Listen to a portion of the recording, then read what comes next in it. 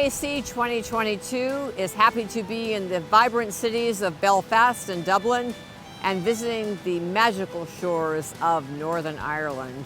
And on behalf of Tourism Ireland, Tourism Northern Ireland, and Fáilte, Ireland, I'd like to extend a warm Irish welcome and to say how delighted we are to have the Council on this beautiful island. Yes.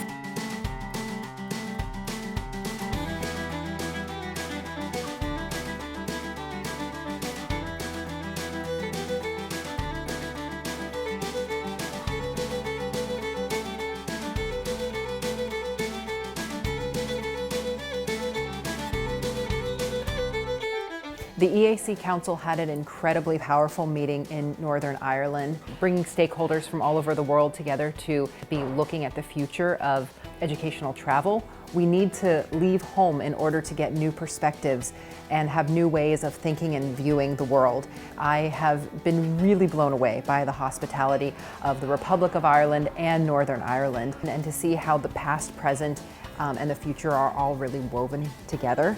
I think that that's what we have to be looking at strategically as well.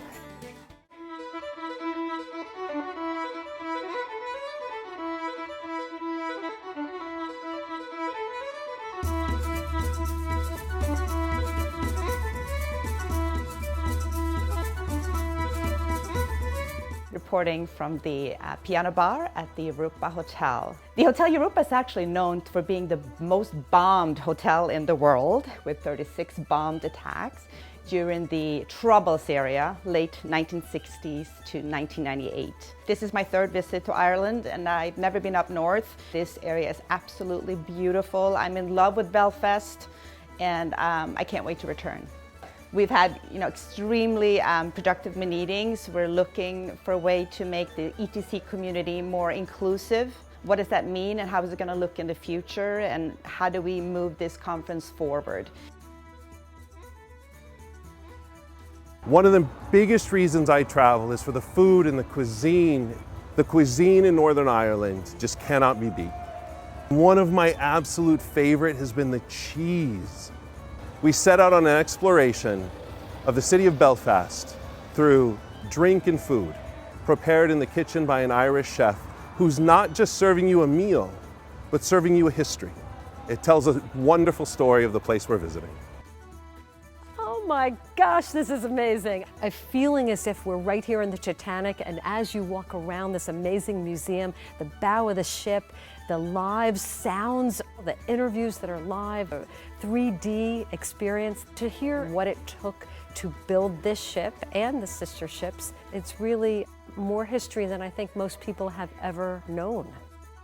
The Titanic Museum, and then going down to the docks and learning about the fishing industry and everything that has to do with shipbuilding and water. You could almost build a whole program off of that, especially for schools and alumni groups that have a lot of engineers. And I'm so excited to be at Queen's University today, because Queen's University is the first and great university of Northern Ireland. It's an innovative leader, a research institution, and ranked number 85 in the world.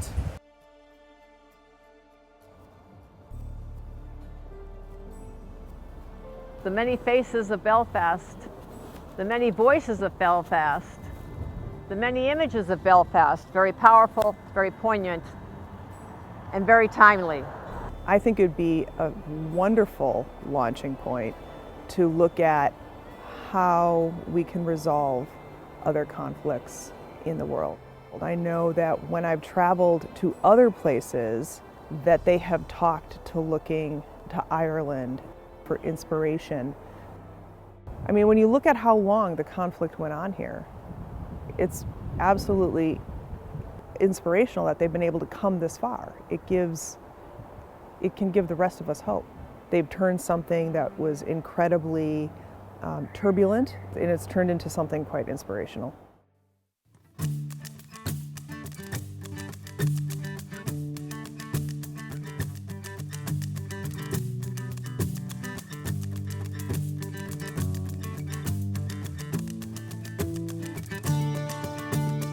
When you visit Northern Ireland, you have to visit Armagh. The history It's palpable. It's in all of the stones, the Georgian architecture. This place is the ecclesiastical center of Northern Ireland. You have the Church of Ireland behind me, the Protestant cathedral, and across from me is the Roman Catholic cathedral.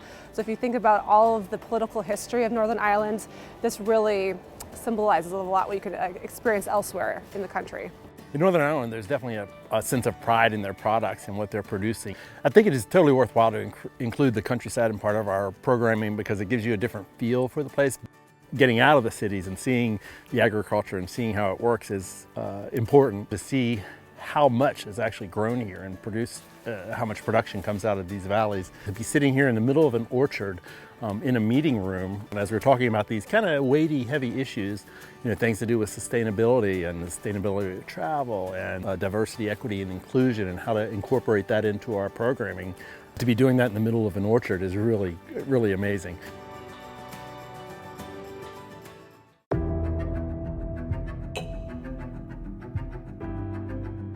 One of the new things that's come out in travel is experiential travel, where we're going to go to places that talk about current arts. I'm in the Game of Thrones studio tour right now.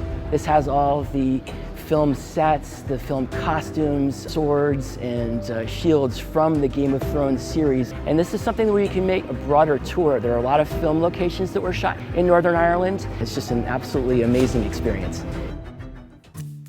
Treat to be here at Hillsborough Castle, just outside of Belfast. It was actually the royal residence after it was built in the mid-17th century. We've had an amazing time seeing everything from Iron Age all the way up through the studio tour of Game of Thrones on this trip, the cultural enrichment, the cultural sites that Northern Ireland has to offer. I think it's a bit undiscovered.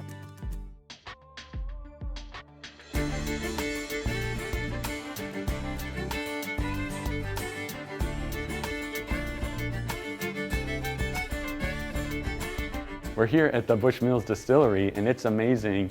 One thing that Northern Ireland is doing really well with innovative ideas was the food, as well as different locations that we're going to, making sure to innovate and come up with the ideas of what is tourism wanting, what are people wanting to see. Northern Ireland wasn't even on my radar screen until now. I honestly did not expect the food, the locations, the amenities. They've all been first class and exactly what I'm looking for as a tour operator. I was so excited to visit the Giant's Causeway. It's just an iconic part of Northern Ireland, and you could just feel the power of the ocean and how it meets the coastline here. It's full of natural history as well as this great folklore, and there's kind of a mystery to Northern Ireland and Ireland as a whole. The future of the world is one that is very collaborative, and it's one where we can come together in spite of our differences. And so I think that selecting this site in Northern Ireland sent a really powerful message to everyone in our group. We've overcome a lot of hardship. We all come from different perspectives, and we're coming together to work collaboratively to design the future. And Northern Ireland is a place where people have overcome great difficulty, but they've come together to collaboratively design their future.